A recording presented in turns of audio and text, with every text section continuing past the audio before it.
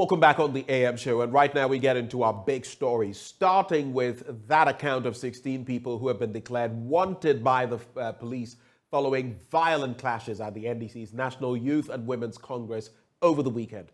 3 persons were injured and there was destruction of property recorded during the Congress. Now we ask, what is next for the NDC and the upcoming National Congress?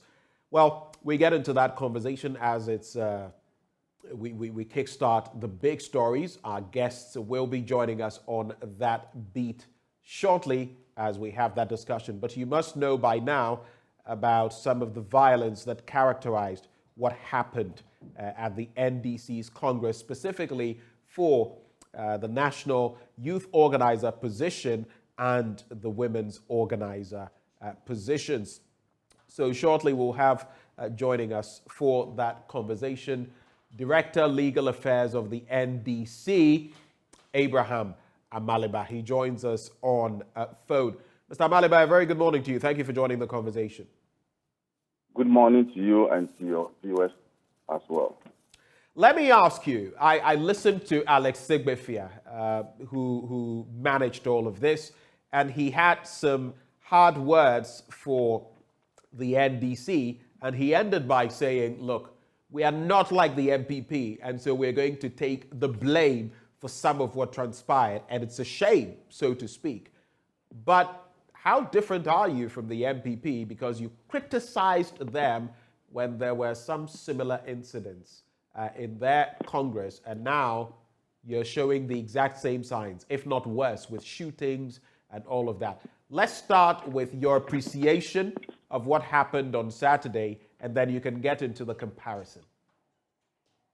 Well, on Saturday, the youth and the women's wing had the opportunity to elect their leaders. That took place, and we all know who are the victors and who are the vanquished. Largely, in my view, the delegates retained those who were already occupying those positions. Newcomers came in just to fill in positions that the incumbents did not contest. It's a clear indication of confidence in the current executive.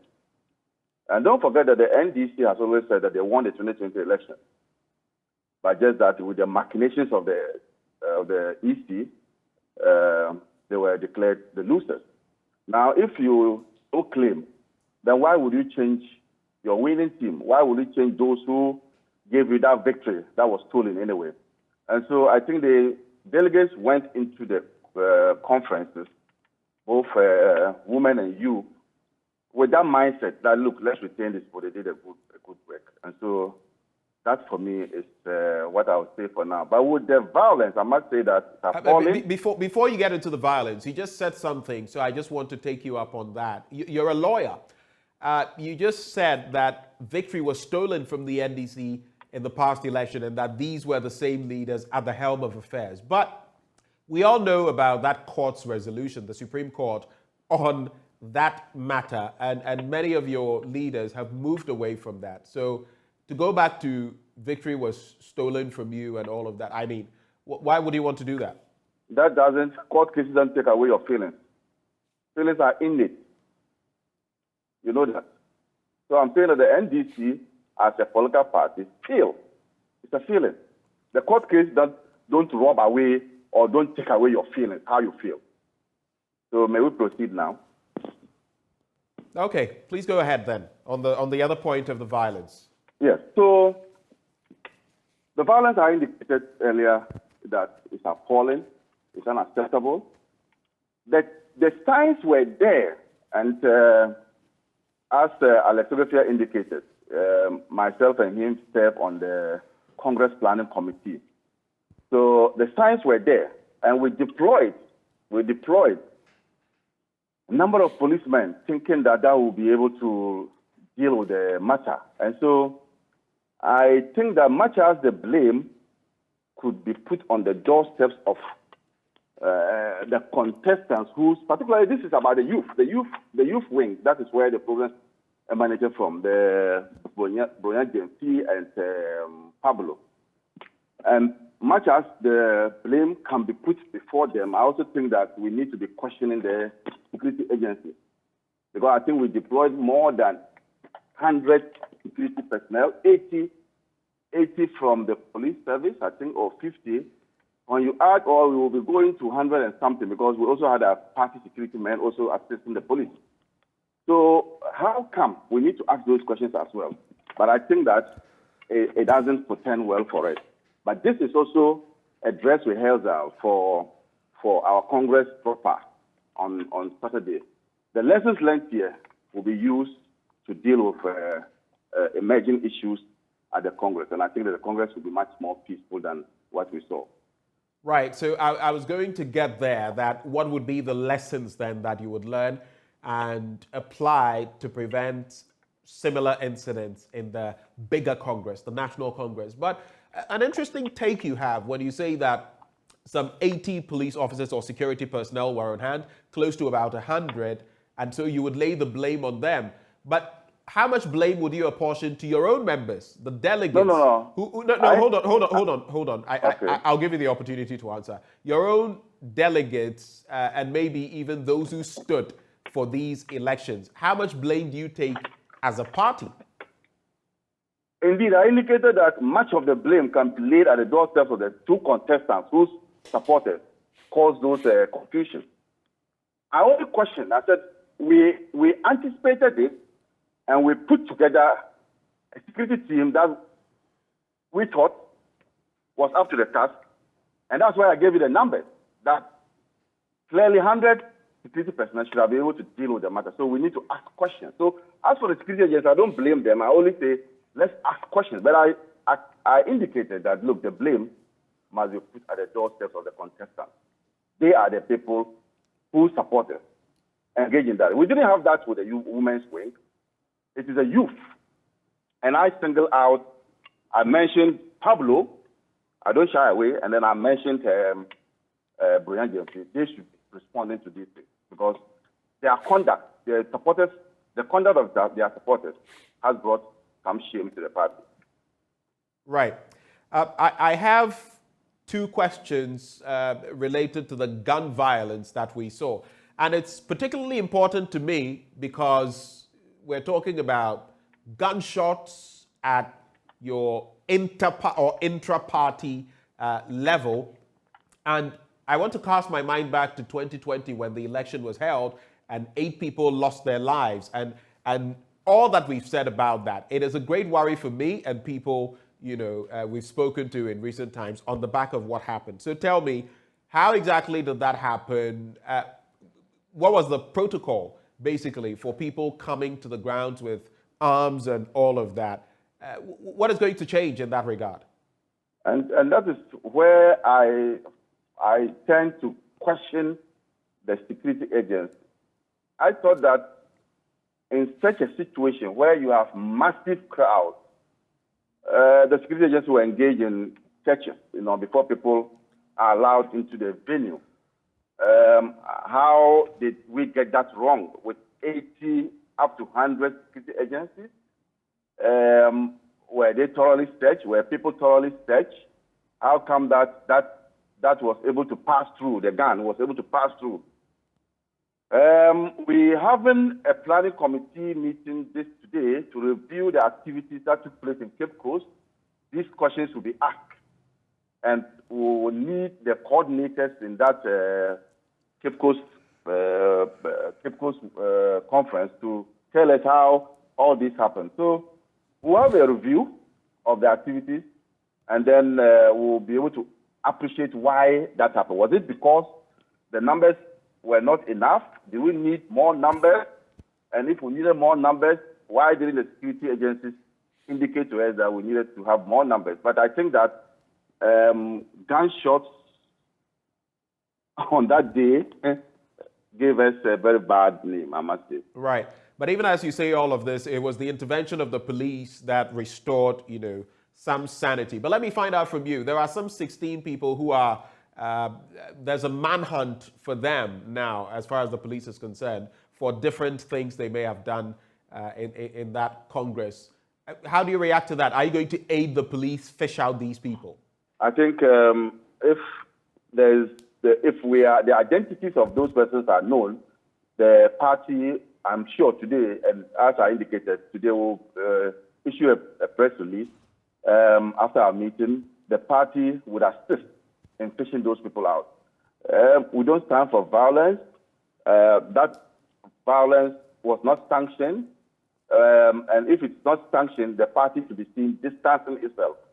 And distancing itself will also mean that assisting the police to fish out those persons. And I think that if the police provides us with names or identities of those persons, we should be able to as it were, fish them out. So there's police-specific video footage of the event. Those 16 suspects have been identified as far as the police is concerned in terms of having participated in the violence. There's a bounty of 10,000 Ghana cedis on the heads of each one of them. So I'd like for you to reiterate. Is that to say that your party, hold on, your party is distancing itself from these people and you're going to collaborate with the police to fish them out? So that makes it very easy. I would find out from Alex after this interview whether he has a footage. It will come to the planning committee meeting. We'll be able to identify them if we are, and then we'll give them out. I think the party is not going to shield, I must say. The party is not going to shield anybody for wrongdoing. All right. Let me also find out. So does that mean that even without having further details, you are not going to be offering any legal representation to these 16 people? We don't know all the full facts or, the entire range of actions these people may have committed. Are you saying that you are totally distancing yourself from these members of your party? Legally speaking. You are now bringing in my profession. And my profession, like the Hippocratic Oath, lawyers are also called to the bar. And if anybody needs a service of a lawyer, you are not to turn that person down. So the politics of it is different from the legal aspect. You don't marry the two. And so if anybody who is in conflict with the law needs representation, you don't say that nobody should represent that person. That will be going against the Constitution. So let's just say that we could see some of these people with representation by some stalwarts, legal brains in the NDC, and that could happen, and there's no problem with that.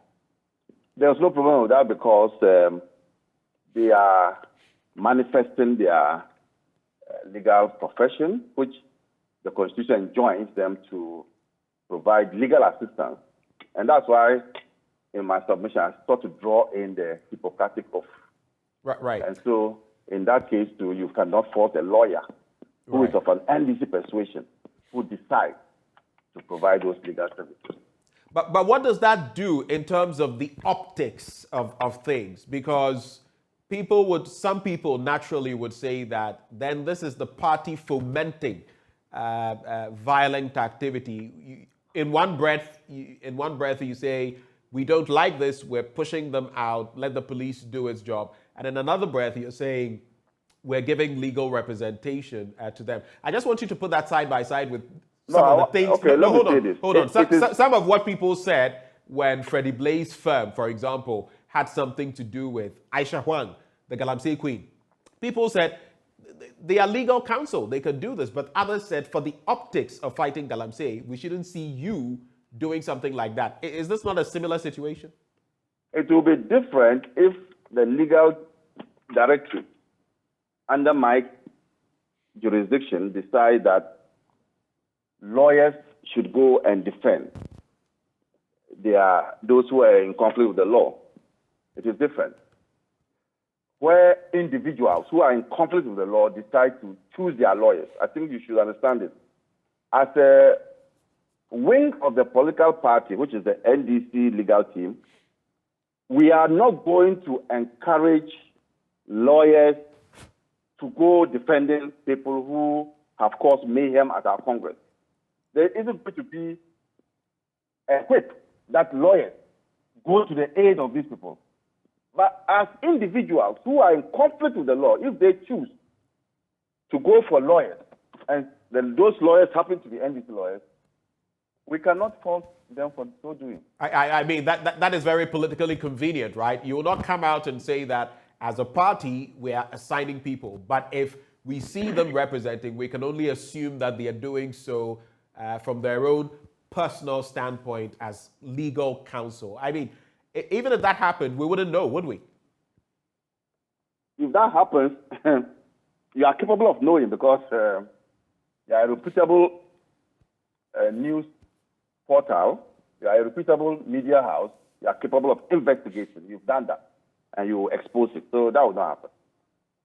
Let's talk about the win of Pablo and Dr. Bissiu, and I'm talking about Opariado and Dr. Hannah Bissiu. These are the same people who occupied those positions, and some have said those are the people who oversaw those areas, youth organization, women's issues in the party, and you lost the last general election. Your party has retained them. What does this mean going into election 2024? And I earlier indicated that contrary to that statement, this statement you just made, the belief is that these people did well. When you take, for instance, the youth wing, Pablo, as leader of the youth wing of the party, did a lot. And for the first time, we won in the university. Indeed, we won in the University of Ghana. And that's why I've always told you that. That is actually in Ayawaso West Wuogon, right? Sure. Right. In the campuses, the NDC did extremely well in the 2020 election. Whom will you give that credit to? That should be Pablo. And so, in the belief of the party members, it is the view that they won the elections, but just that the machination of the EC stole the elections from them. And so the retention is a retention of what they feel took place in 2020. And that manifested in the outcome that we saw. So just to wrap the conversation, my very final bit to you. You keep talking about winning the election, but yet being declared a loser. You just mentioned what some people in your party think about the machinations of the EC and a stolen election, so to speak. You are not on IPAC currently.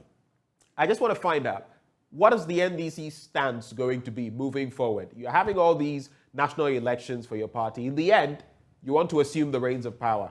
What are you going to be doing? How are you going to collaborate further with the EC to ensure that some of these problems you faced in the past, you claim you faced, will not recur in 2024?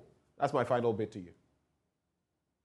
It's all a fool doesn't learn from his past mistakes, or a fool doesn't learn from what has occurred in the past. And my father has told me that the thing that doesn't kill you gives experience. The thing that doesn't kill you makes you better. And so, clearly, these are matters that the new executive, don't forget that on Saturday, there will be a new executive that will take over the reins of power. That new executive will then start organizing for the parliamentary elections and organizing for the presidential elections. The new executives will take on board the current happenings with IPAC. And at that level, the executives will take a decision on it. Mr. Amaliba, we're grateful for your time with us this morning. Abraham Amaliba is a member of the legal team of the National Democratic Congress. We were just talking about some of the forgettable scenes that characterized the National Congress as far as the youth wing and the women's organization of the party are concerned on Saturday. We're taking a bit of a breather, and when we return, we'll be getting into other aspects of our conversation with a focus on the economy, dynamics from years ago, where we are currently, and what the way forward is, even as we anticipate that staff-level agreement between Ghana's government and the IMF. What can we expect? Stay for that.